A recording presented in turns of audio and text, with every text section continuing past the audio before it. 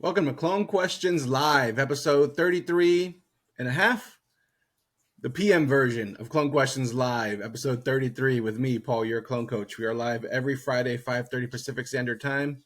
You hear the rain coming down. And now, every Friday morning as well, every Friday morning, we'll be doing a 9:30 version of Clone Questions Live as well, every Friday, 9:30 in the morning, just for the people that are in different time zones and stuff. So, we did our first one this morning. You hear the rain coming down? Random storm coming through. But I got the window open. I like hearing the rain come down. Figured, why not join it?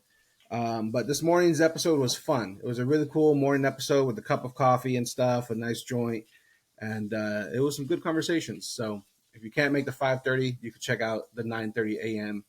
Fridays moving forward here. We're gonna hit on a few things this episode. So we got a request already to join. Jamie Gretchen.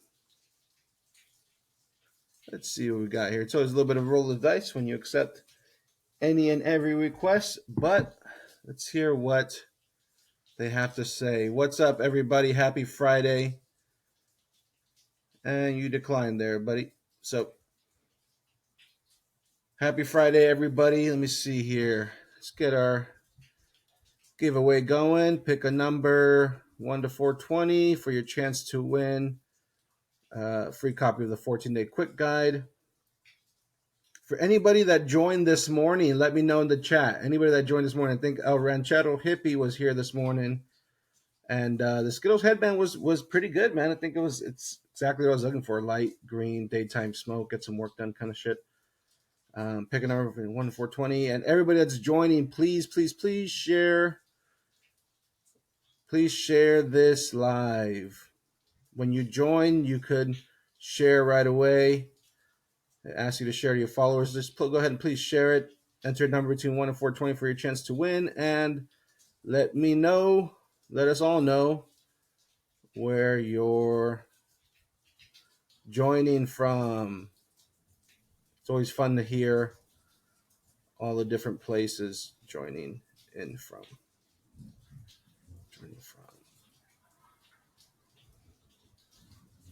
Let me put that comment up there. Pin that. El Ranchero Hippie I'm pretty sure was here this morning. Thanks for the support. TikTok King from New Zealand. What time is it there? We've this morning we did the first episode of the Clone Questions Live AM edition. The first AM edition we did this morning. So we're gonna do Friday mornings, 9:30 Pacific Standard Time for the AM version of Clone Questions Live. So for anybody in a different zip code, different area code, different time zone, I should say, you could check it out, 9:30 Pacific Standard Time in the morning now. We got a morning edition of Clone Questions Live. Jamie Brechen says, yo, I never expected it to come up, Cam, but there I am too high. Yeah, when you send a request to join the live, it's going to get your camera on and you're going to join the live visually on Instagram, just like I am right here. So it's really cool if you really want to have a chat, show off your gardens, show off your clones, anything like that. Have a nice little chat. But yeah, just a heads up, guys. If you click request there, you're gonna get your camera to turn on, and it's gonna record you as well. And let's see here. But it reminds me of when I first started. When I started on Instagram years ago, moving clones. There was only posting plants. I never posted my face. I never posted me. It was just the plants, and the plants was the only thing that we posted, and that's sent messages, and we met people in person, and the deal was done. But when I was growing, when I made that decision to grow Clone Coach, I tried to start off with what I knew, which was showing plants off, making little reels and videos of plants in the garden and stuff, and it didn't catch. Whether if people loved it, it would have caught on, but also gets stifled a bit by the platform when you kind of create that kind of content. So there was zero traction. But I made the decision to show my face online the tough decision. It was not easy, to say, all right, not only am I going to show my face, I'm going to show it associated with cannabis. Um, was a big decision, but I did it, and that's where all the traction came. That, and combined with the strategy of like giving out information and tips and tricks and sharing experiences and stuff. That combination worked for me, at least. I could only speak on what worked for me, and it's been about a year now since I started making videos like this. Literally, almost just past a year. This time last year, I was working at a greenhouse, commercial greenhouse out here, managing their veg department. Turned it around, veg, but everything else too: flower, loadouts, cleaning, metric stuff. But that was July last year. I started making videos. I started doing all the videos in the morning with questions and in between breaks. And by August, I had replaced my salary with some sales.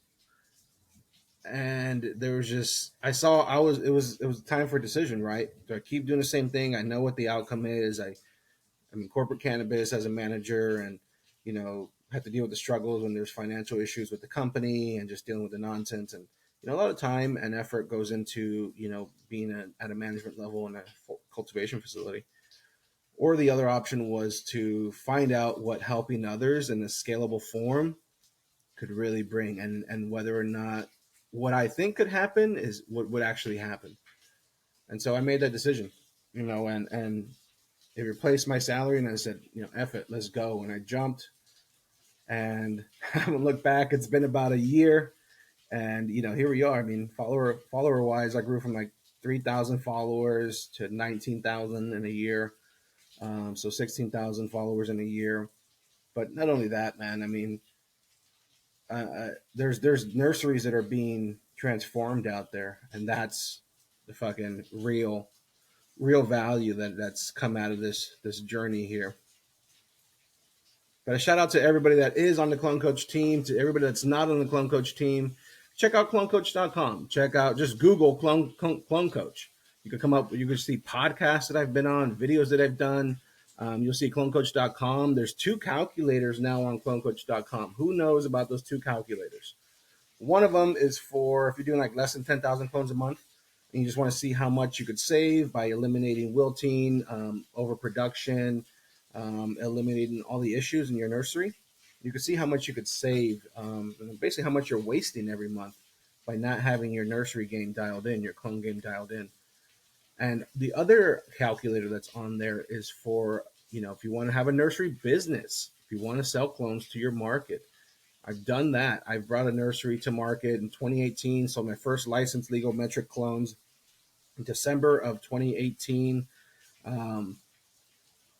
right around my birthday. It was fantastic, So if you want to have a nursery business, there's a calculator there to show you the revenue potential. That's really coming down. The revenue potential of your nursery space. So check those out on clonecoach.com. The numbers that have been coming in are fantastic. So we got New Mexico in the house. I got this joint here I got to light up. I've been doing too much talking. What are you guys puffing on? I'm going to be puffing on some Lolo. I had their pure flower joint this morning after the live. This is the hash infused pre-roll. And the flower joint this morning was really good, and it's pure flower and $5 out the door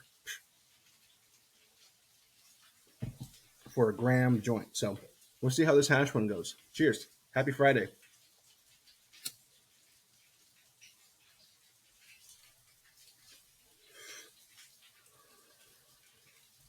Yeah, this one's going to smoke thicker.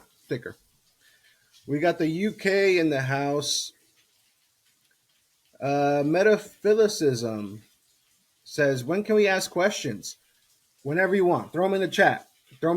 All right. I like to, have some sort of structure to kind of make sure there's no dead space, but I ensure I get to every question that's in the chat. So I may be a little bit behind on the chat, but it's because I'm going through everything. So I'll get to the end of the chat no matter what. So enter your question. whenever you'd like. We're also going to hit on, let's see here. We got the morning edition of Clone Questions Live. This morning, my coffee mug was my old neighborhood nursery coffee mug. So we got to chat about the initial nursery dream that I had, the original brand, which was Neighborhood Nursery. And it was a fun story. If you guys want to hear that story, let me know in the chat. Let's see here. We got Southern Michigan in the house. We got UK. It's 1:35 in the morning at UK. So, Jamie, check out the morning edition next Friday, 9:30 Pacific Standard Time. So 8 hours before. So you should, maybe be around dinner time or just before then. You could join the live next week. We're going to do morning editions from here on out every Friday. Friday morning, 9:30. We got Shut the Front Door from Ontario, Canada. Let's see here. Tuning in from Costa Rica. Pura vida, homie. Yeah, I saw a hydro store go up in Costa Rica. What's the industry like down there, Bonfire? What's it looking like? What's on the horizon? We got Colorado in the house. What's going on, Colorado? Let's see here. Jamie Brechen says, I'm still to make a private grow page. To be fair, it's still illegal in the UK, which is shit. The UK need to take the rest of the world's practices and legalizing it. Look, the US is a different culture. I'll give you that, but it's still nonsense. I mean, there's a big news article going around, headline at least, saying that here in the United States, they're discussing rescheduling. I'm sorry, from a Schedule 1 narcotic, moving cannabis from a Schedule 1, which is the most dangerous, chance for abuse and no medicinal value, to a Schedule 3 with low or medium chance for abuse and medical value. Who heard that? Why don't you put in the chat there, thunder, if you could hear that thunder, baby. And you know what? If there's anybody in this chat right now that's hesitant on joining the team, send me a DM saying thunder. Send me a DM saying thunder. I'll give you a fat discount code. How about that? Fat discount code just for joining. You're on the fence? Shoot me a DM. We'll get you taken care of. But yeah, I mean, here in the United States, we're discussing moving it to Schedule 3, which puts it in the hands of the FDA and other regulators, and it would have to be acquired. As it stands right now, drugs in that classification will need a prescription to be acquired. So, everybody in the industry is like, this is not the right move. It's not the right move, but it's a headline, and there's a lot of stuff that gets headlines, but doesn't make it anywhere near getting close to being enacted here in the United States. So it's still Schedule 1 federally. We just have state laws that allow states to do whatever they want to do, but to a degree, because we still can't have interstate commerce or anything because of federal law. So we're in our own dilemma. So it's not perfect anywhere, but I guarantee, but the UK has a rich culture too. I'm sure it has a rich culture.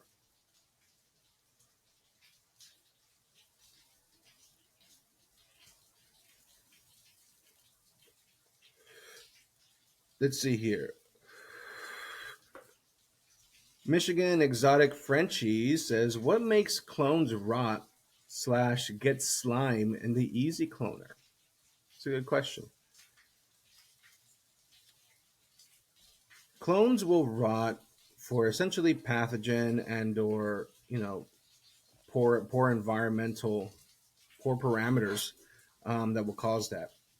So assuming your clones start as perfectly healthy clones and they get that stem rot in the cloners, you probably have your cloner on for too long. You don't have enough of a off period on your timer from your pump. So if you're in the easy cloner, you're probably running your pump too long and or your water temperature is too high. So there's less oxygen levels in your water, which will increase pathogen pressure. And lastly, you're probably not preventing any sort of pathogen from taking hold, chemistry wise. So it's a combination of those things. So you got to get your prevention in check. You got to get your water temperature in check, your procedures in check. But you should absolutely not have to deal with damping off, slime, root, stem rot, anything like that. If you are, at the very least, go to my Instagram page and check out the free guides I have. There's an easy cloner one on there. Check it out. It's for free. Michigan Exotics is from Michigan. Nice. Real deal. Kevin Finn says Costa Rica needs to step their game up. Bought some brick back when I was there. That just says the market is in need of some quality. Oops, I dropped the ember.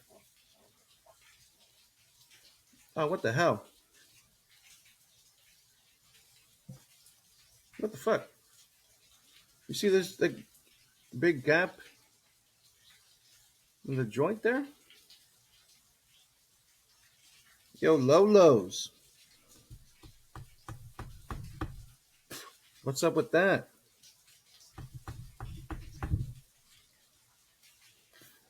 What's up with that? Low lows. This thing was not packed good. Fucking cherry fell out.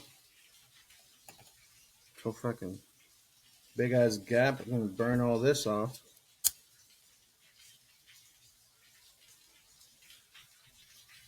All that was missing.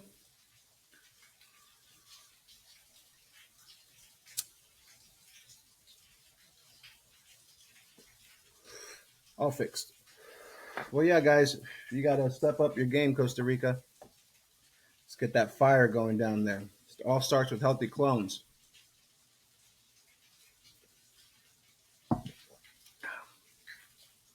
We got Central Valley, New Zealand, of course.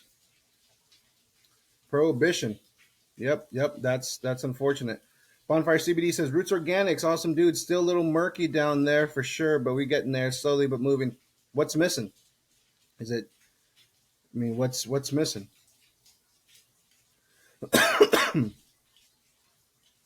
Well, he's recommended that. Other Wardley says it doesn't mean the DEA will do anything, but hopefully soon it will happen.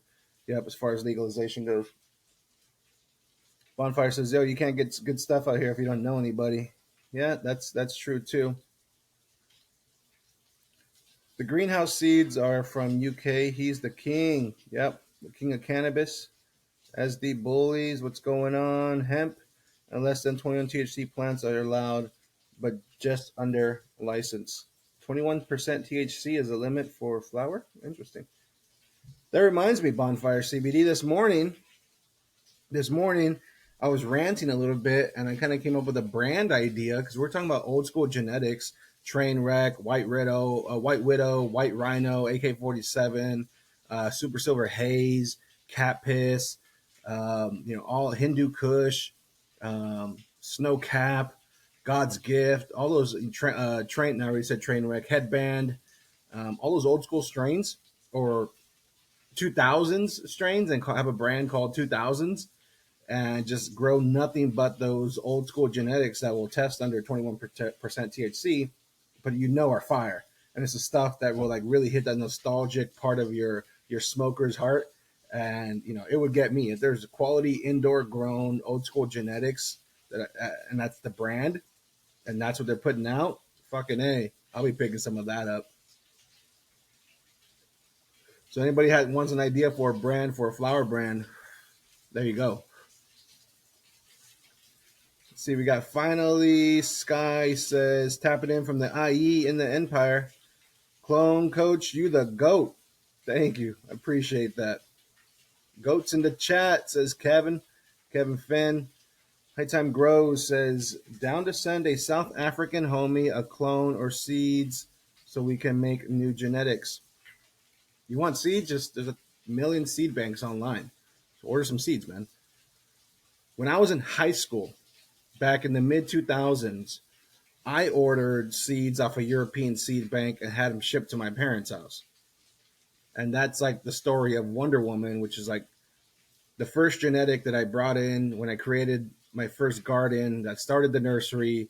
First tray of clones that I sold was a Wonder Woman genetics. The first tray of clones that I ever took was that Wonder Woman genetic. I cloned them, I rooted them, I kept some for moms, I sold the rest. The rest is history. So all from seeds that I ordered online when I was in high school.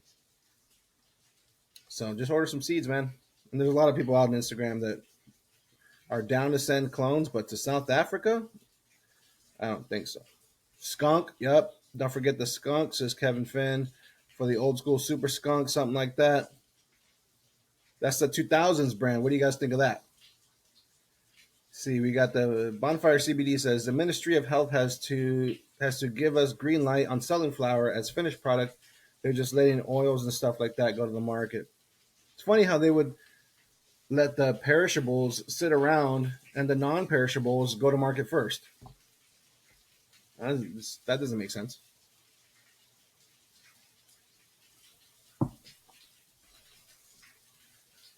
Yep, yep, yep. The terps are more important than the THC, says Real Deal Kevin. Yep.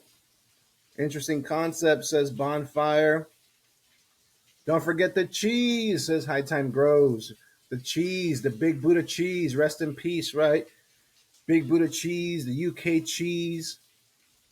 Fuck, man. That old cheese that just like smell like a cheese shop, like a rind of cheese, a wheel of cheese that's been sitting in the desert sun or something, man. Just that cheese. Snow City Boy says snow cap was grown by my boy in 2004. Turned purple. We called it purple snow. I remember purple snow, man. Purple snow cap, purple snow. Um, what's that orange one? There was an orange one. Orange, no, something. Let's see here. But yeah, guys, fucking A. Somebody out there, make the 2000s brand and give Clone Coach a little percentage for the idea. Or let's do it together. And I'll be your marketing man. Be fully sponsored by the brand 2000s and be smoking nothing but that 2000s. CFH Jesse, what's going on, man? Says, what are your thoughts on 2x2 rock wool slab directly in the black clone tray with no terracotta insert? Pros and cons, just interested in the thoughts on it, really. I've rocked it like that. Um, it's a solid tray, then the tray with holes or like the mesh tray, and then like the full slab of 50 2x2 squares uncut. I've done that method. Um, it's really good if you have your procedures down and you're gonna have 100% success rate. Because if you're having hits and misses, it's a pain in the ass to break apart the cubes cleanly, like cut them afterwards, especially when they're fully rooted. And plastic will bend a little bit, so you'll have like a pool or a pocket where like the water will like accumulate because of just like the way the plastic bends and with the weight of the full slab and stuff. So I don't recommend it. Um, it reminds me of like a full slab of Oasis too, but the Oasis is like flipped around, so it's kind of better. But I would only do that if like you're going into rock wool as well, like a 6-inch rock wool for some reason, But yeah, there's the pros and cons of like it's a quick slab, it's all one piece, but it's a pain in the ass when it comes to sorting, and you're gonna have to cut up all the squares up anyways, and then you're just cutting into roots, so people can get pretty sensitive about ripping up roots. Some people are not so sensitive to it, but you'll have to get those clones out of there.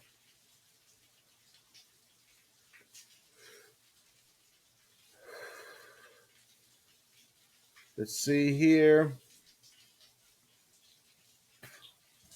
Finally, Sky says, have you ever seen people experiment using slabs, the ones that can hold 3 plants for moms?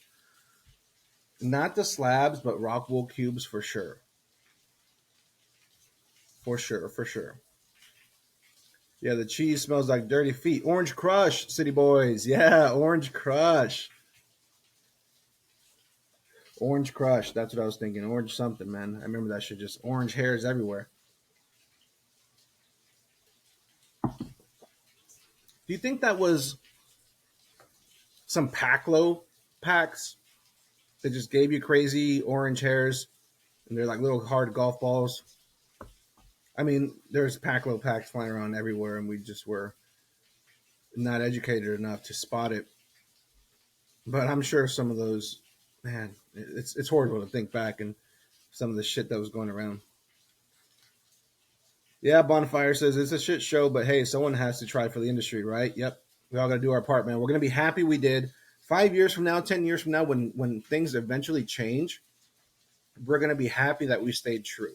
If this is what you're really staying true to, and this is where your passion lies, and you're able to make a living from it and stuff, like don't go anywhere. Like it's time's gonna pass. It's gonna pass quick, and things will eventually change for the better in this industry. And the people that stayed in it and stayed true and excelled and really were part of the community, I'm sure will have plenty to reap, plenty of benefits to reap in the future. We got Tulsa, Oklahoma in the house. Nice. City Boy says, "What about people? Why are people boiling rooting plugs?" Yeah, shit catches on. Yeah, I've heard of it. I've seen some clips of people boiling rooting plugs. Why? It's to sterilize it. The peat in the peat plugs, the peat cocoa plugs, and the moisture that's in it, and the light nutrient charge creates a light beneficial mold. But visually, it'll pop up as a white fuzzy mold on your cubes. So people don't like that. You could suppress that with xylitol, which is what I do.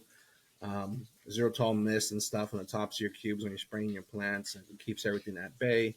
But that's why people are doing it, to kind of sterilize their media. You could sterilize things, sanitize things in a lot of different ways, right? Well, a handful of different ways. Temperature is one of them. Um, Chemical is another one as well. So boiling is at water temperature, along with time. And then chemical is a short time, but the chemical does most of the work. So that's why people are doing it. And that's like, there's a couple different ways to just sterilize your media. And then, in my opinion, re-inoculate and go from there. High Time Grows says, "Bro, in the future, if you ever come to South Africa, please reach out. I would love to bless you with some of the top local strains." That's fantastic. I appreciate that so much. Stay tuned to the page. Stay tuned to Clone Coach. I mean, if I'm ever going out there, I'm gonna share it as much as I can to to take advantage of those offers like that. And if they're still around, I would love to take you up on them. We'll burn some, make a video. Do a little South African tour. Come on, I'm not going to say no to that. But just stay tuned to Clone Coach. If that happens, if Clone Coach is going on tour or something like that, trust. Just stay tuned. You guys will know, and there is some intention to do that.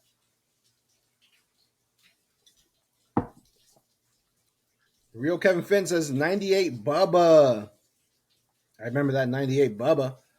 Just like that Hindu Kush, that Master Kush, that Bubba Kush, that 98 Bubba, that pre 98 Bubba. Oh, man. Good stuff. Good stuff. CFH Jesse says, "Right on, cool. Thanks on the inside. I just got some clones from a guy that was doing that, and I kind of liked it. And I was thinking about trying it for a run. I definitely feel about cutting the roots being a problem. Yep. It's something to consider when you're doing a full slab like that. You're gonna have to break apart those cubes at some point, and if you wait for the clones to root, you're gonna have to break apart a bunch of roots. So just it's part of it. What's going on, Brandon? You've been putting out some crazy good content lately, man. It's cool to see just more knowledge being the standard, right? More education being shared, more tech being shared. So shout out to you, Brandon, for all that you're doing out there.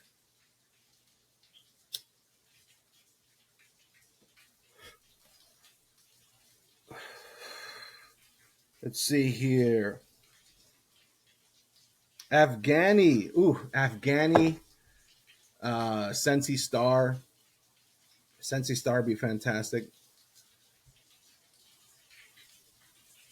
CFH Jesse says lack of airflow is another thought we had too.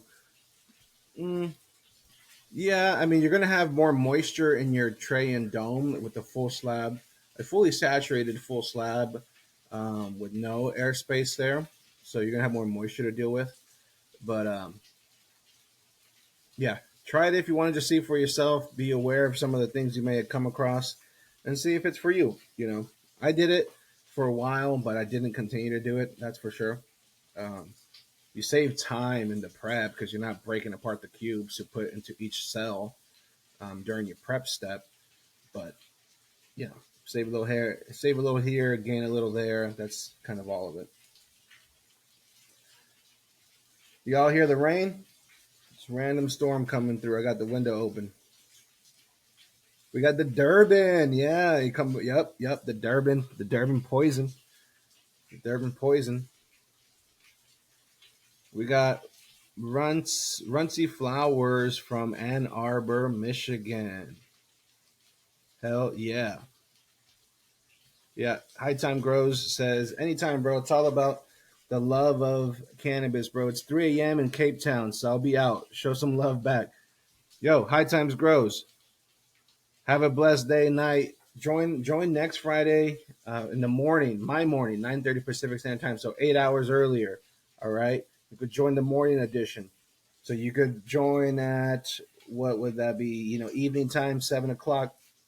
So, High Times Girls, I appreciate you, man. I appreciate you. Hopefully, see you next Friday morning, 9:30 Pacific Standard Time. I appreciate you. Appreciate the support, staying up late. See, that's why we're doing the morning editions of Clone Questions Live now. For those that are up at 3 a.m., joining the chat, joining the live. Like, that's fucking crazy. Shout out to some pineapple juice. Let's see here. But yeah, everybody in the chat, make sure to get your guesses in there, number between 1 and 420, for your chance to win a free copy of the 14-Day Quick Guide from clonecoach.com, which is a one-page snippet from the full SOP, which now includes both the clone SOP and the mother plant SOP together. So everything combined there with an additional training video, additional resources. Coaching call library is getting built up. So you have access to all the coaching calls that I've had one-on-one with other team members, just so you could get questions answered, listen to those things. I'm going to make those available on audio as well. So just to listen through the coaching calls and stuff. So all that's packaged up together at clonecoach.com. But we're going to be giving away a one-page snippet of that, which is a 14-day quick guide. Whoever gets closest to the random number for tonight, without going over, will win a copy. So make sure to get your entries in the chat here.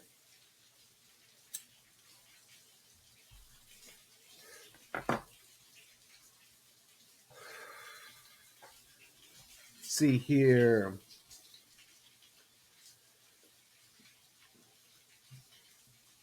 Freddie Beach says, how high PPFD do you recommend after transplanting fully rooted clones to new medium in veg rooms? Good question there, Freddie. In the clones, you're going to hover about 150. As they get a little bit taller, they'll be like 170 or so. Once you transplant that and put into the teen stage, you can hit it with about 300. You could double up that intensity with the new transplanted media. Everything that they needed. They have all the momentum, full strength food and everything. Then you could bump up to about 300, 250 to 300, depending on the light source, right? The type of light that the plants are going under, and the canopy spacing between the spacing between the canopy and the light fixture itself, and how much space they're going to be growing into, and what that looks like. But that's roughly where you want to be. If it's higher because you have more space and the plants are robust and they're taking it, and your environment's on point for the transpiration and stuff, you could push plants. I could take a rooted clone, transplant it, and put it in the mother table. Granted, I'm not going to lower the light all the way down, but at the full strength mother table, just the difference in canopy reduces that light intensity. and leave it there. Like it'll take from there. So, um, you know, that's you could definitely bump them up when you transplant. Runcy Flavor says, got me thinking about that pre 98 Bubba. Like I'm saying, guys, let's do it. All the old school strains, all the 2000s, man, bring them back. High Time Grows says, most definitely we'll see you then, huh? Keep the positivity flowing, King. Peace. Appreciate you. Appreciate you. Runcy Flowers says, seen you at the Toledo Indoor Garden. Great material. All love.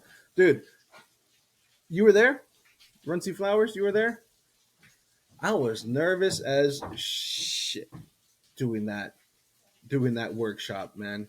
I'm sure you could tell. How could you not? I've rewatched the video and like I cringe because it's just like I was so fucking nervous. I always try to improve wherever I can if I'm doing something multiple times or have the intention to. So that was definitely the first rep in, just nervous as hell, unprepared, really.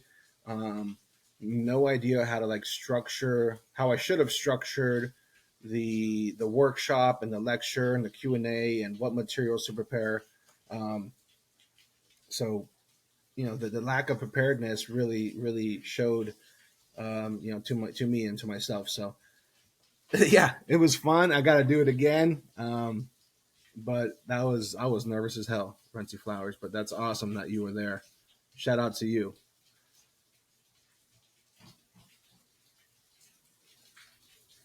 You were standing between Craig and Heather, yeah, on the right there, huh? It was like I had like tunnel vision. Like I didn't even see everybody lined up by the pallets and everybody on the right side and stuff. And yeah, it was had the whiteboard that I didn't even touch. Like, trust me, I will do better on the next one, and I will. I want to do like a tour of different hydro stores, like I did at Toledo Indoor Garden. Kind of book seats and book tickets because there'll be limited space, and host these workshops for. There's non-team members and then there's team members, so the conversations and workshops are different for either, but probably just like non-team members, people that are interested. um, I want to do something for both, right? You got to take care of both. But a tour at the hydro stores, like to go to different hydro stores, have little events there with select seating, book some tickets, so that you could join the workshop and do better live, more prepared in person workshops. But that's funny, man. That's super cool. You're at the Toledo Indoor Garden, where I was nervous as hell. Freddie Beach says, "Thank you, I appreciate it. My pleasure, my pleasure, my pleasure." Let's see here.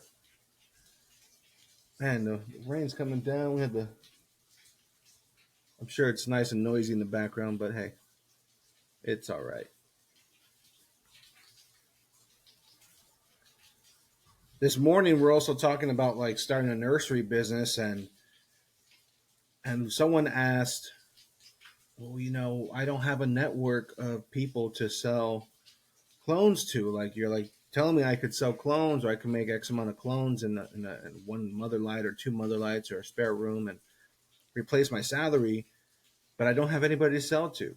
And I was telling about how I started, where it's not like didn't have anybody to sell to. There wasn't a roster of people.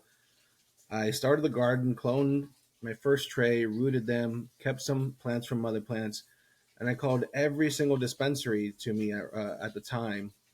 Made vendor appointments to try to go sell my clones, and sold the first set of clones. And then after that, I was like, well, I need more people. I would go to every single hydro store and leave a flyer on their bulletin board. Um, I started my Instagram page and like would get clients that way through DMs and stuff. I would collect emails so I could do email drops and email blasts when I had inventory. So you just have to like hustle and go to where the gardeners are. And if you have solid clones, if you're running the Clone Coach SOPs and you're making the best clones ever, and you go out to the market and showcase that and prove yourself and you're dependable and consistent, trust me, you're gonna get people aren't going to leave you alone, basically. And what I really built my nursery business on was two things. The two R's I like to say: repeat and referral. Repeat and referral. Repeat business, because once you got them one time and they ordered again and you came through again, they're going to keep ordering. Repeat business. They want just consistent quality clones they can rely on, depend on whenever they need them. You give them what they need. They're successful with their run, with their crop. They're going to order more. That's repeat business. Okay. The second one's referrals. Those people have friends. They're going to talk about those excellent clones they got. They're going to show them off to other people, and those people are going to say, "Hey, where'd you get those?" They're going to say, "I got a guy. Let me give you his number." That's a referral. "Hey, this gardener said you got the clones. I need some too." Referrals. And that turns into a repeat, and that turns into a referral, and then a repeat and a referral. And you don't really need to, if you have quality clones and you're dependable in your nursery, you have to be on it every single batch, week after week. It's not an easy business, but it's not a very difficult business either. If you could maintain consistency and uniformity and have good account management skills and stuff, you could have all these repeat and referral clients just taking up all your inventory. And the problem you're going to have is not having enough clones to meet the demand. And that's where you want to be.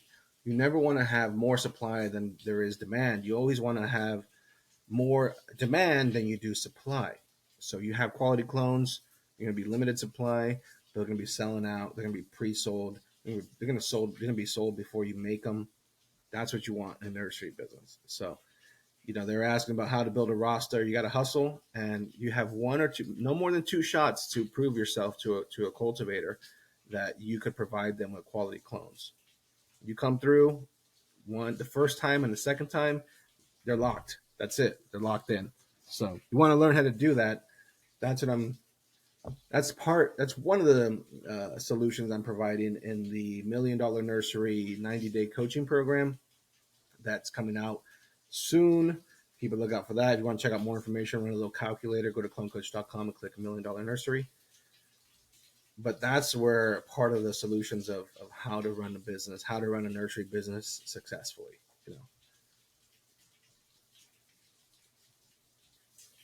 Let's see here. Oh, shout out to Plantsman Group. Hey, anybody in this chat want to talk predatory insects, want to talk bugs? We got Plantsman Group in the house. If you guys are with it, put something in the chat, and we'll see if we could get them to join the live and have ourselves a little chat. We did record an interview, and let me check on it here. It's going to be coming out shortly. Where is it? Where's Drive? Yeah. Anybody want to hear about predatory insects?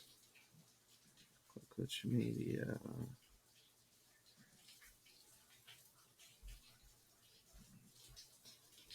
Yep, it should be done editing. Yep, CFH Jesse says, love the rain. Kevin says, ain't nothing like toking up when it's raining. 100%. Sento818 says, what's the fastest route you got on clones? Only 7 or 8 days, for sure. Got thrips. Jerry Garcia says, I got thrips. Breast. Real Kevin Finn says, best predator insect for gnats. What do you say, Nick? I don't know if I could request you to join. I don't think I can. But Nick, if you're still in this live, click request to join the live, and let's answer a couple questions here for the people. Give them a little taste of what's on that interview that's going to be dropped. Because we absolutely hit on predatory insects. We hit for gnats. We hit some thrips, mites. A lot of different things there. Ladybugs and predatory mites. Hey, Gary Garcia, hit up Plantsman Group or go to their website, plantsmangroup.com. Guess what? Use discount code CloneCoach for a discount. Even if you shoot him a DM and say, Clone Coach sent me, like, I got these problems, I need to order these things. He's going to answer your questions, get you taken care of. When you go place the order, use the discount code CloneCoach at plantsmangroup.com for a discount on all your predatory insects. All right, guys. So you got predatory insect needs. Go to plantsmangroup.com and use discount code what? Clone Coach. Nice and easy. Nice and easy.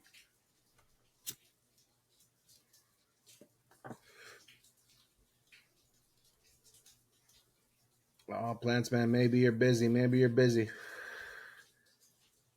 Nick, if you could hear this, the people want you in the live. If you guys haven't entered your guesses for your chance to win at the end of this episode, make sure to enter that. Yeah, it's raining, but it's like humid. It's humid hot, you know? And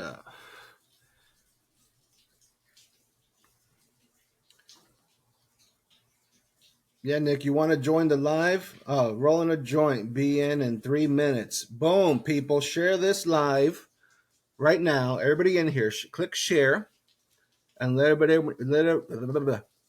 click share and let your friends know that in 3 minutes, Nick from Plantsman Group is going to have a joint ready. He's going to join Clone Coach, and we're going to talk whatever you want as far as predatory insects. We got a couple questions ready in the queue, ready for Nick from Plantsman Group. He's rolling a joint. He's a true smoker, just like Clone Coach. So give him all the time he needs to roll one up and join us here on the live. He had to get prepped, you know. So share this live with your friends right now, and let's talk predatory insects, y'all. We got a couple questions in the queue about ladybugs, predatory insects for gnats, and thrips. I got sweat on my nose. Impromptu interview with Nick from plantsmangroup.com. Predatory insects. If you guys need predatory insects, check him out, plantsmangroup.com. He's going to join here in about a minute or two after he's done rolling his joint, and we're going to have a little chat. So everybody stay tuned. Please share this live right now. In about a minute or two, we're going to have Nick from Plantsman Group join the live and talk predatory insects with us. Super impromptu.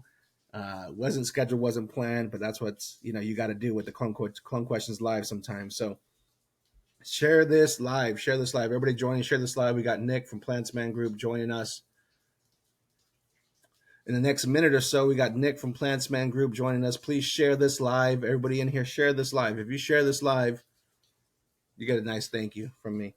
I appreciate it. That's how things get around, man. We stay shadow banned around here, so my stories went from about 1,000 to 2,000 views to now to about 100 to 200 views on my stories. 10% of what I used to get. So it's what can you do? You don't let the numbers affect you too much, but when you see, that kind of a drop, you're like, fucking hey, what do we do? How do we expand? And it's through sharing. So everybody joining, please share this live. We got Nick from Plantsman Group about to join us to talk predatory insects. We got some questions about mites, predatory mites, gnats, thrips, russets, a lot of things. So if you have predatory insect questions, stay tuned and please share this live because we'll have Nick for a few minutes to join us. And then we're going to be ending the live too and doing our giveaways. So we got about 10 more minutes in this live, y'all. So as you grow, please share this live with your followers. We got about 10 minutes left in this episode. We're waiting for Nick from Plantsman Group to join us so we could discuss a little bit about predatory insects. Nice overview for all those that really have some in-depth questions. We could get into that in a separate DM and whatnot, but we're going to get a nice little overview on some predatory insects. Even the lives, I used to get, maybe 75 to 80 viewers, 65 to 80 viewers. And now it hovers about 15. So that's the Instagram, platform for you. What are you going to do? You just keep doing what you're doing. But everybody that's joining right now, let us know where you're joining in from. Share this live with your friends. We're about to have Nick from Plantsman Group join us here on the live to talk predatory insects. So let me see here.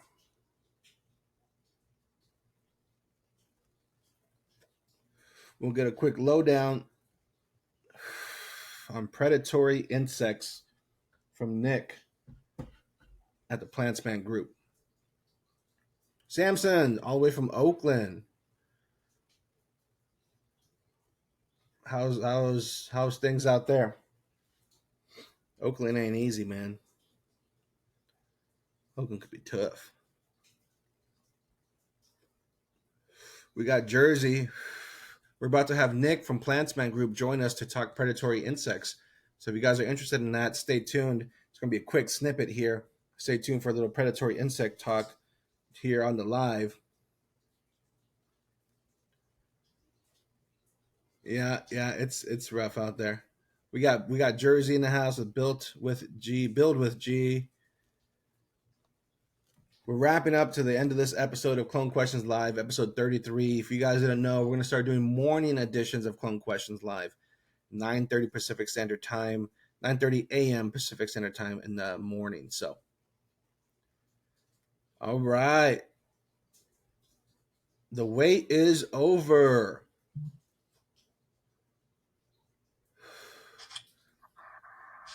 What up, Coach? How are you, brother? Good, man. How are you? Oh, you're seeing it, man. I'm doing good. That's great. You're in your nursery there? There we go. All right. You're in the greenhouse? Yeah, it's right next to my house, so I usually just come down here and smoke at night. Living the dream, man. Come on. Yeah. That's fantastic. Hell yeah. Everybody, thank you for joining. We got Nick from Plantsman Group here. Great gracing us with his presence. We're going to talk a little predatory insects. If you guys got any predatory insect questions, there's a lot of them out there. We could do quick overviews, but it's Friday evening. He's in the rocking chair in his personal greenhouse smoking his joint. This is the man you want to get predatory insects from, y'all. You know, if this isn't the kind of guy for you, then you're probably not on the Clone Coach team, you know, like. So if anybody's out there hunting for predatory insects, now's your time to ask some questions. And if you're ready to buy, use discount code Clone Coach for that discount too. But I love it, man. Questions rolling Well, in here? they asked about gnats to begin with, which is I think is a good little start, right? Everybody has gnats; they're a nuisance. People just deal with it. They're just like part of what they see with the sticky traps. So let's talk gnats a little bit. Yeah. Well, I mean, number one, I find that they are one of the easier ones. Once you understand them, they're one of the easier ones to treat. And I mean, just so everyone knows, they love moisture, they love wet, soggy soil, they love algae, they love your drains that aren't draining right. So there's certain things you can just do in your grow to just help keep them not happy. And then these days we're all growing in cocoa, so we're just keeping it pretty wet consistently. So we're inviting them in regularly. So I always recommend using those. It's called Stradiolalaps scomitis. It's a soil mite. And Stradiolalaps scomitis? Scomitis, yeah. Scomitis. It's a soil mite. We just call it a soil mite. It lives in the soil. It eats fungus gnat larvae. And it'll also munch on like root aphids and thrip pupa. But it's a great tool. We like to use that at transplant. So like right in the moment of transplant, put your your clone into that first container, whether it's a solo or one or a two, and you can also just put a little sprinkle right on top of these soil mites, and they'll live in there and inhabit it. And what form do they come in? Is it that like loose, like brown, kind of shakeable material? It looks kind of like potting soil, and then you'll look at it up close, and it's got a bunch of tiny little mites. You usually get like a tube, maybe 25 to 50,000. And you put like a tablespoon or so, maybe half something like that per plant. Yep, I usually tell people like if you're trying to figure out a number, I shoot for about 250 mites per gallon of growing media. So if you're trying to figure out what kind of size bottle to buy, that's a good number to kind of gauge. 250 per gallon of media. Okay. Yeah, and just the key is starting early. So if you're coming into a flower room and it's week 3 and you're just gnats are all over your traps, like don't expect to put those mites in there and it's going to be some dramatic, shift. It's something that you really want to start early and then build that population up. At that stage, you got to do curative actions and curative steps to just get you back to preventative measures. That's when we'll bust out. Like, let's just run through. I'm in week 3, Nick. What do I do? That's when we bust out some nematodes. So those are going to give you a really nice knockdown in the moment. You drench those things into your media, and they infect the larva in that moment of application. So when you drench it, it infects all this, whatever it comes in contact with.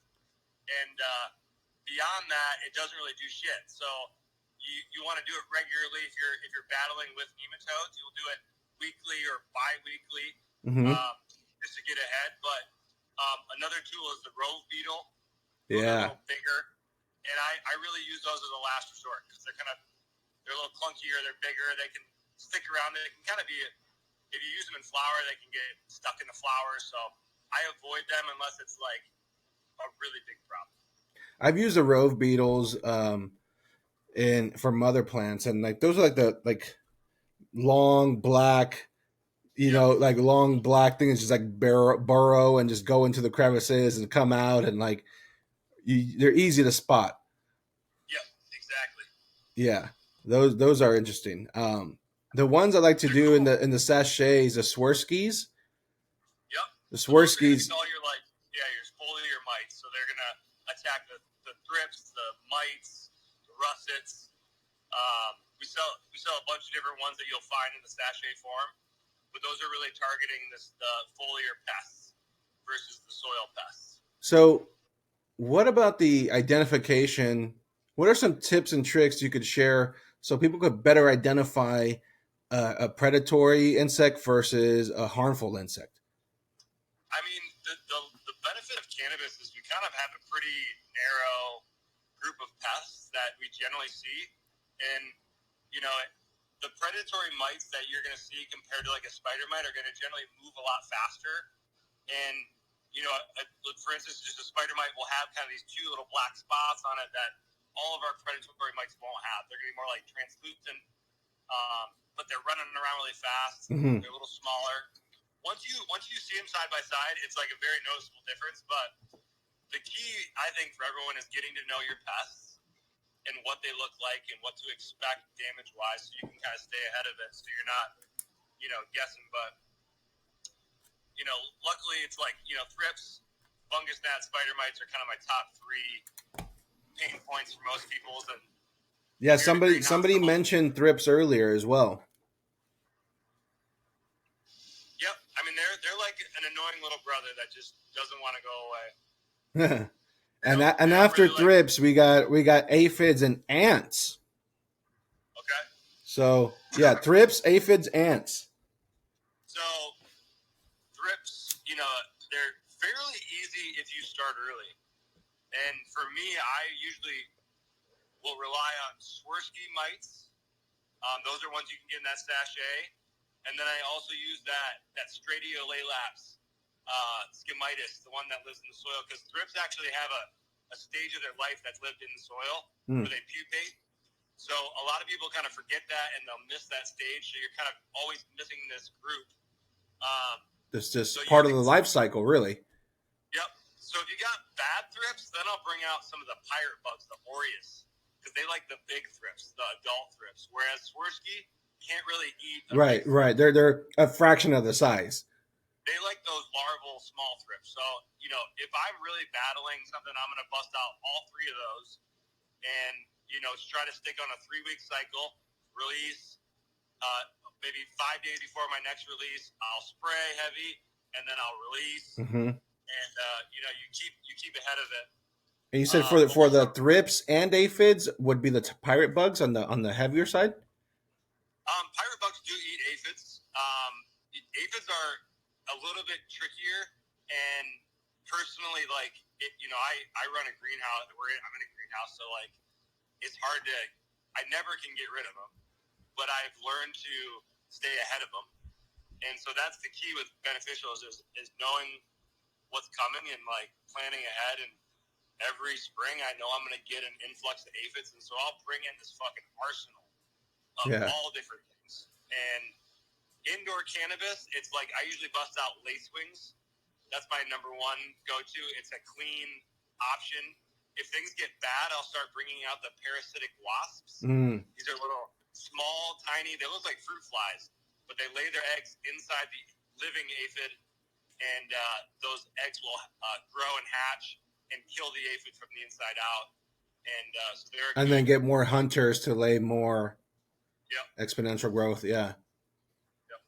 So it really kind of depends on the situation, but number one tool is those lacewings, and then I'll start just there's a bunch of different things that we can, and it just depends on the situation. Hell yeah. I will say aphids are one of the easier bugs to kill with sprays. So like Suffoil X is a great tool to knock those fuckers back, and you should be doing that ahead of the game. Yeah, I mean, if you have an outbreak, the first step is a knockdown step. Yep, absolutely. Knock down, physically remove by defoliating or whatever. Picking up the trash, yeah. Population out. Yep. And then release. Yep, and then you release. Yep. Get the knockdown, then you release. We got a few more questions coming in, but ants, that was an interesting one. I don't think I've dealt with ants. Yeah, I guess to small degree, but nothing intense. But ants, what do you think about ants? They usually don't. I don't look at them as a pest. And if anything, they could be like can't they be like a carrier of issues? I look at ants as the first sign of aphids. Ants love aphid poop. It's one of their favorite things. So when I see ants in and around my plants, the first thing I do is flip over leaves and look for aphids. Huh. Aphids poop honeydew, which is like sugar water for ants. And so you'll generally see ants protecting colonies of aphids. And you should first look at your plants for aphids. There you go. That's a fucking snippet. Yeah, interesting. And then cinnamon is a good tool to just they don't like that. So if you want to use it as an organic option. Can you do like a cinnamon oil spray? You can. I've used it as just I sprinkle it as a barrier. You can do it anyway. Get a little duster, what's that white stuff called? A little duster for that other fucking powder. What, diatomaceous or something? Yeah, diatomaceous. Like they have a little fogger, a little spreader or whatever for the powder. Yep. Do something like that with the cinnamon. We got a couple more questions here. Oh, here's a good one. After harvest, what happens to the bugs? Do they fall off? Do we smoke them? It would depend on what was unleashed in that garden, right? Ideally, you don't want to have a high population late in the game. Question. And what I tell everybody is that I always coach people to stop releasing about between week 3 and week 5, with the assumption that everything we're releasing has maybe a 3 to 5 week life cycle. But the majority of this, I would say 90% of the grows I'm in, we stop week 3, and we have this basic assumption that everything is far dead.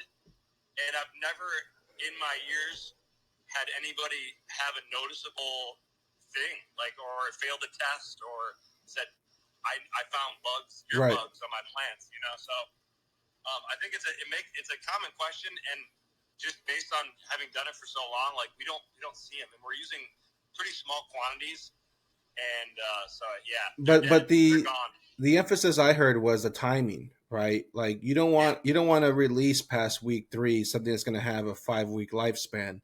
You don't want to release it week 5 and harvest week 8. So the timing. Yeah, most of the time it's not worth releasing anything past week 3. Usually what a week 3 release looks like is hanging up some sachets, which lasts 4 weeks, and then putting something in the soil, and you're done. And you would have already done 2 or 3 applications before that. So you should have already built up your population at that point. What about mother stock for nursery? Being that mother stock stays in rotation, there's plants coming in and out, and there's plants living for a long time. They're not going into flower. You always want to be aware of all the constant pressures of pests. So you're kind of taking a wide range of protection. what does that mother plant, program look like? What I tell everyone that's using my bugs is the first thing you do when my bugs land is go to your mother plants. That should be your number one place. And so I went to a facility today and released with them, and we just bombed the moms, like so overkill. And they didn't have any pests, but like that's the mindset I want people to have, is that everything starts with the moms. And if you bomb those, babe, you start clean. And it's all about staying ahead of the pests. And so a mother plant application looks like everything I do. It'll either be hanging a couple sachets right up on the mom or dusting it with some loose Swirsky and giving it some soil mites. Today I gave their mother stock some Aureus because they were worried about thrips. I think it's a super easy, cheap place to start. If you're even thinking about dabbling, like it's a really cost-effective place to start. And you can get to know the bugs, and like you're not investing the whole joint, but it's if you're cloning off plants with bugs with pests, then you're already fucked. You're already fighting a battle, and so you might as well start out with your defenses up, right? I mean, that's what I like, the theory I kind of have with most of my protocols when it comes to cloning. It's, if you don't have a defense up, you're gonna be open to an invasion, and they'll take over. If there's nothing to stop an invasion, they're gonna fucking take over. If there's nothing at the fences, to stop pests or pathogens, they'll take over. They're gonna come. They're gonna come eventually. It's just whether you have a good plan in place. And for using beneficials, it's like we're 2 steps ahead. We're just knowing they're gonna come. We don't know when. Right. But we got these. We don't know where. We don't know what leaf. Yeah. We don't know what starting point. We don't know where it's going to begin. But I will tell you that the guys I'm working with don't spray, and most of these guys are spraying twice a week. So just the fact that you can reduce the fact you don't have to spray that often, because it's not a fun job. I've done it a million times. That also in and of itself is just well, there's more involved in the spraying. There's labor. There's the reality of doing the task, which is not always the funnest, or like the hot, it's coolest, hot suits, you suit it up head to toe. There's pesticide, recording involved. There's registration of the applicator and the pesticide used. You got the pesticide, records on, involved. Spraying, is, and, it has to get done after work. So it's either first thing in the day or at the end of the day, staying overtime or something. Like, yeah, you're right. If you could eliminate 1 or 2 of those, sprays. I mean, we did our entire release today on probably 1,500 plants in under I would say an hour with 3 guys with the lights on in the middle of the day. We didn't suit up and. Quick hour job, just just nice pace, nonstop, just knock out the fucking job. Yeah. Boom, boom, boom. Have your tools, have your cart, have what you need, where you need it. Be efficient. Not walking back and forth, and just get everything you need and just go. Repeat the same thing over and over 1,500 times. That's the tough part about the nursery business that I think a lot of people underestimate. Cloning's easy, and like, sure, this plant's amazing. It'll root. Like, you give it very little, and it'll root for you. It'll grow. This plant's fantastic. But doing something 1,000 times over and over and over again, that's difficult. And get the same result on the same timing, the same everything. That's what makes it, the challenge of the nursery business. Propagation itself. It's crucial. Yep. You gotta be able to replicate that shit. So we got KB81 Grow says, can we breed our own predators if we order them for a greenhouse, or is it complicated? I'm trying to figure that out right now myself, because I have the same want. There's certain ones that I think are fairly doable, like Delocia, like the rove beetle. I'm learning that can be done fairly easy. I don't know the ins and outs yet, but it's something that I'm interested in. I'm a grower and a user of these bugs, just like most of the people I'm selling to. So I have the same desires to kind of be able to do as much in-house as I can. Yeah. And it makes sense to farm your own insects if possible. Just like a compost guy is going to farm his own worms, like a fish guy is going to farm his own fish. Yeah, like, it's doable. Yeah. I do know that my bugs are coming out of a lab. They're not. It's not that easy, but there are certain ones that you can, and Yeah, people could even do their own mycorrhizae and stuff out of a lab. And the lab, it's like tissue culture for clones, right? You could do the numbers are way higher. There's just like in a different form than it is just like in a natural way, like different types of propagation and multiplication there. But I will also say that like my greenhouse that I'm in right now, I have built up over the years a really good baseline of bugs that stick around. This greenhouse stays, heated year round, and so like my parasitic wasps, there's always a little bit of those around. These grove beetles stick around, so you can kind of set up by just not spraying a bunch of toxic shit, a place that things will kind of stick around on their own naturally. So Yeah, that's what makes it sustainable, right? That's what it makes but sense. I mean, as I grow flowers, standard flowers and plants and house plants and everything. And I spend thousands and thousands of dollars a year on bugs, and it's okay. It's better than spraying. Before I used bugs, I sprayed everything you could imagine: toxic, avid, azomite, For the whatever. ornamentals and stuff. Yeah. Oh yeah. So I mean, and I still can if I want to. It'd be a lot cheaper, at least here, because I can use just that terrible shit. But it's such a better life. It's such a better living to not have to worry. I think I remember seeing a post of yours, with I believe like your daughter's hands, and it's like you're not scared for your daughter to be touching, the crops, the plants, knowing what some people do spray, some operations do spray on ornamentals and flowers and pretty roses and plants that you do want to touch, and like they keep them pest free with some really harsh pesticides. Yep, for sure, exactly. So yeah, so predatories. If you're not running predatories, y'all, I don't know what you're doing. I ran predatories, and then the last nursery, last handful of nurseries. It keeps you on a preventative end of things. Like I had weekly orders coming in weekly. It was probably overkill, but we're rotating so many plants, and it was strictly a nursery, so nothing but mother stock and clones. So we just weekly applications to the soil, weekly sachets, just everywhere, just staying on top of it. We'd still do sprays, just because we just had to always stay on top of it, but the predatory insects really became a staple and part of the program. Yeah, I mean, you should be able to take away most of your insecticide-based sprays and just focus on like powdery mildew. That should be, if you're spraying, that should be your focus. If you're using bugs, and if you got powdery mildew, that's probably it's fair to say easy, right? It's just like there's things you got to have in check, and things you could do to bring your plants back and ensure that if you have these things in check, you could eliminate it, you could eradicate it. You don't have to live with it. It's one of the things you got to deal with as a grower.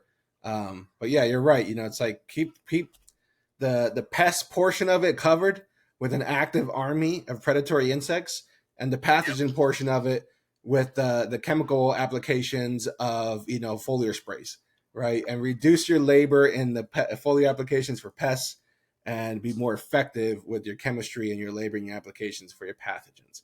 That's the harmonious balance. Exactly. Yeah, just stay ahead. Just plan for the worst and be proactive. Hell yeah. Let's do a little recap real quick on the thrips. If someone's got the thrips, you want to knock down with some mineral oil like Sulfoil X, and then apply the one more time. You're gonna do Swirsky, Stradiolalaps, Boreas. That's the trifecta for thrips, and that will hit all three stages of that bug. Got it. Yep. Again, if anyone needs help figuring out like quantities, I can help you figure that out. But we kind of have some basic equations for that. Hell yeah. Aphids was next. Aphids is going to be lace wings as the starting point, and again, it's going to be really dependent on the spot, man. If it's a greenhouse, if they've got a lot of aphids, but indoor, I see a couple aphids popping up. Get some lace wings in there. Yeah. Like they look like a little alligator, and they just fucking eat them up. Hell yeah. You can get them as eggs or as larvae. Larvae are going to be ready to go. Eggs are going to be like in a week they're going to be ready to go. So eggs are usually really cheap. Larvae are usually really expensive. Okay. And I usually recommend getting both, just so you got a now and a later. Right. Exactly. Nematodes for fungus gnats, right? As a staple. Nematodes for like that quick knockdown of a healthy population. They're gonna infect anything they get on in that moment of drenched. If you're ahead of the game, using the Stradiolalaps scomitis by itself is an awesome tool to just never have fungus gnats from the get-go. You got to start before they're there, though. Right. That's the key. And we could do knockdowns for fungus gnats with like insecticidal soaps, azadirachtin, attack to interrupt its feeding cycle. Just, you could just apply basic, any 25B type of product to knock down the flying adults, and then, get that as a knockdown stage, and then start, letting the predators have a little bit easier time to overtake, really. Yeah. I mean, and for fungus gnats, remember, everything we just talked about is only eating the larval stage. So you're always you're gonna have this moment of flyers, which, yeah, you can use sticky traps to trap those, but like you shouldn't be using sticky traps as part of like managing them. Sticky traps are meant. I just want to touch on this because Can I guess? It should be a monitoring tool, right? And not a control plan. So you're supposed to count the amount of insects in each square, right, and monitor the counts of insects per square. Yep, exactly. And then come back to it next week, and if you're like, "Oh, it shouldn't be good. I got 12 new ones in that square. Like, we have a problem." But no, I think when I see growers allocating a whole sachet or a whole sticky card per plant, I'm like, man, that's not cheap. No. And you could just spend that on the source, which is the larva in the soil, and not even use sticky cards, or use one per 4x20 table or whatever. It's like, so. Yeah. So what is the ratio there for a sticky card for the monitoring for the real? I honestly couldn't even tell you what they tell you. I kind of 1 per 100 square feet. I go a little closer than that. I would say like on a 4x24. Every 4x24 bench, you'd have one in the middle of that. Oh yeah, that's not much at all. Yeah. So maybe every 30 plants or something like that, or whatever. But yeah, it should be like if you're scouting your room, you walk to those, you check those, and that's how you kind of have a gauge of what's going on. And that's the data you're collecting, right? In each scouting visit. Yeah, I don't see many people do that, but that's how you can track if what you're doing is working or not working. Hey, Nick. I mean, I just brainstorm. I like to think out loud, as the thoughts come to me. But what about a tool that's made for people to do that? A little template for their monitoring, so they could hand to the person that does the weekly checks, the bi-weekly check, whatever, however many checks in quality control, what to do, what to check, checklists. Yeah. Maybe you could take a picture of the thing and it just counts it for you. Fuck. If you got the technology involved, man, that's where we got to be. Really, that's everything. Yep, for sure. But yeah, I think that would be phenomenal. A little tool like that, give people the right protocols, the right quick SOPs, the right checklists on how to properly use it, how to save money, what you should be doing, what you should be recording, what you should be keeping track of. Where your head's at. For sure. And and how to monitor things, and how to monitor the cost involved, and the effectiveness of what you're doing and where you're putting your money at. There's a lot of value that could be gained from that, doing that protocol properly. For sure. I totally agree. See, those are things, so everybody in here right now, if you guys heard that little snippet and you like it, shoot either of us a DM.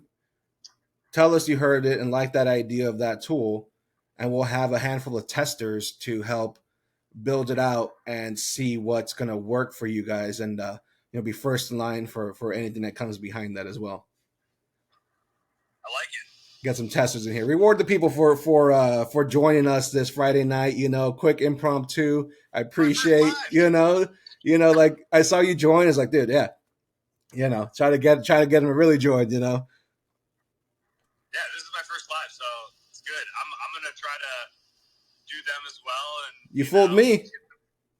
Get some questions out there, and the goal is just help educate, man. I just want to spread some knowledge, and you don't gotta be spraying every day. There's a better life out there.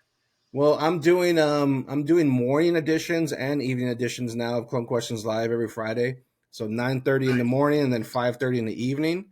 So either one of those windows, man, if you want to join next week, we could promote it all week and let the people know what to come prepared for. And if you want to get the reps of going live in, this is my 33rd episode, 34th. I did one this morning. Nice. Yeah, for sure, man. I'd love to.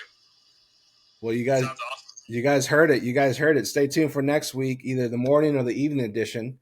Either way, there'll be a join involved, and we're gonna talk predatory insects with Nick from Plantsman Group. And anybody in here right now that is curious, has some questions, or wants to pull a trigger, wants to get some insects in their garden yesterday, go to plantsmangroup.com, and what are you going to use? You're going to use discount code CloneCoach. Get that discount. If you got questions, reach out to Nick. He's the man. He'll answer your questions, get you set up for exactly what you need and nothing more, nothing less. Get you some results in that garden. So if you guys need them bugs, go to plantsmangroup.com and use discount code CloneCoach. And for anybody who heard that other thing about the tool, as a reminder, shoot us a DM if you heard the little rant of building a monitoring checklist tool, whatever we're going to call it, build it up as, to help you monitor properly when you're doing your scouting in your gardens. So you could hand this off to potentially any employee and collect data properly and monitor your insect population properly.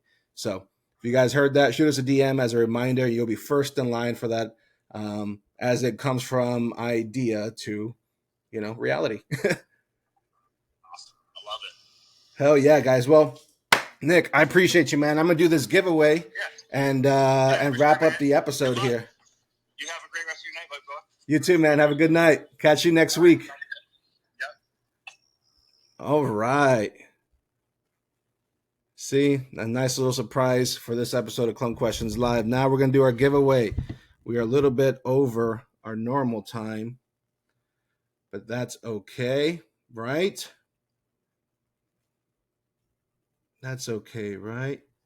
Once again, Plantsman Group. Shout out to Plantsman Group. If you need any predatory insects, go to plantsmangroup.com and use discount code CloneCoach for a discount. That was fantastic. And next week, join us for a full episode of Clone Questions Live with Nick, from Plantsman Group, talking predatory insects and how you could save and reduce your sprays. So now we're going to do our giveaway. There's probably a lot of comments in here, so enter your guesses now. I should have entered them a long time ago. Let's get our random number generator going. Please make it an easy one. Too much time staring at the screen. A number between 1 and 420. Whoever gets closest without going over will win a free copy of the 14-day quick guide from clonecoach.com, which is a one-page snippet from the full SOP, which now includes a clone and mother plant SOP together in over 12 different languages, multiple PDFs, multiple training videos. Will get you the best mother plants ever and the best clones ever from clonecoach.com. So enter your guesses now. We're going to cut this off here. We got to get our random number selected and find our winner for episode 33 of Clone Questions Live, PM edition. Now there's going to be an AM edition at 9:30 in the morning next week, every Friday. 9:30 in the morning, 5:30 in the night. Sound good? Let's find our winner. Number between 1 and 4 and 20. 1, 2, 3, generate. The random number this week is 107. Let's find our winner. 77, 88, 7, 369, 112. Nope. 107 is a random number. Can't go. Who gets closest without going over? 301, 87, 270, 357, 222, 275. I'm going upwards also. If you're entering a guess now, it's too late. Join next week.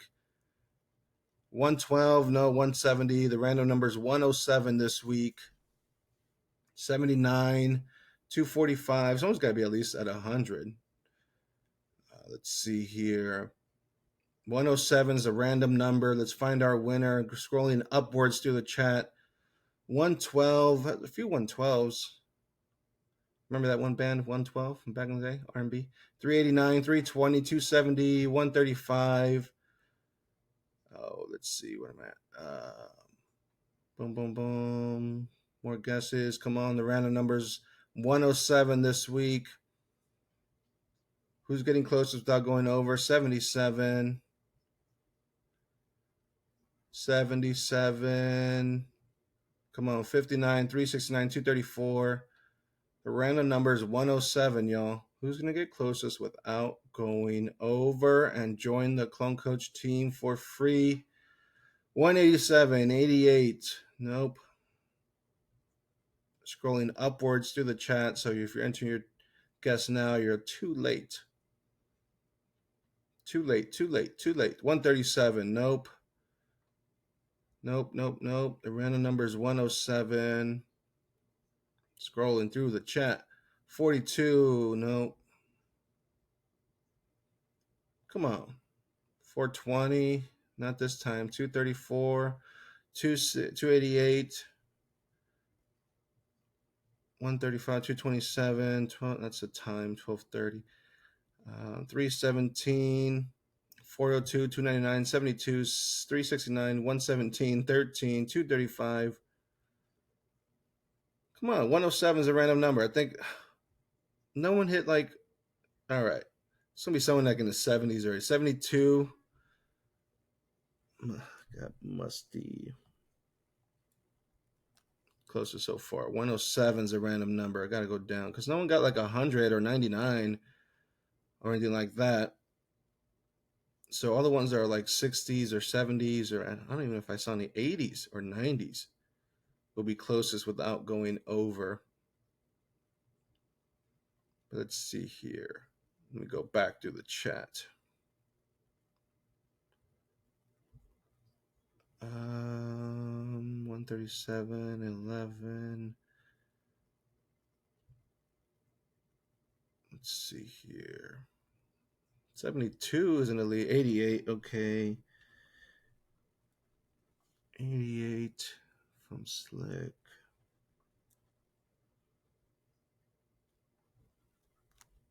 Okay, 88's closest so far without going over.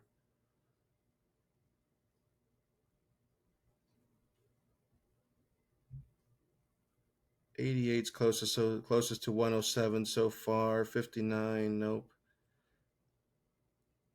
88's in the lead. 88's in the lead. 77, nope. 88's in the lead. Let me see. 135, 320, 389. There's a lot of comments in the chat to go through. I appreciate every single one.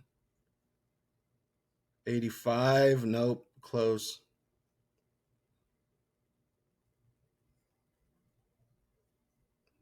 Let's see, 79, nope. Closest so far is 88, 170. Then we got our winner. I think we got our winner. 88. Yeah, thanks, guys. I scrolled to the bottom of the chat now so far. We do got our winner, Slick. Thanks for the help. Thanks for the help, man. Yeah, Slick _ 842. You won this week. 14-day quick guide from clonecoach.com. You got 88. You guessed 88. The random number was 107, just in case you guys don't believe me. I'm not bullshitting y'all. It's 107. Random number generator, all right?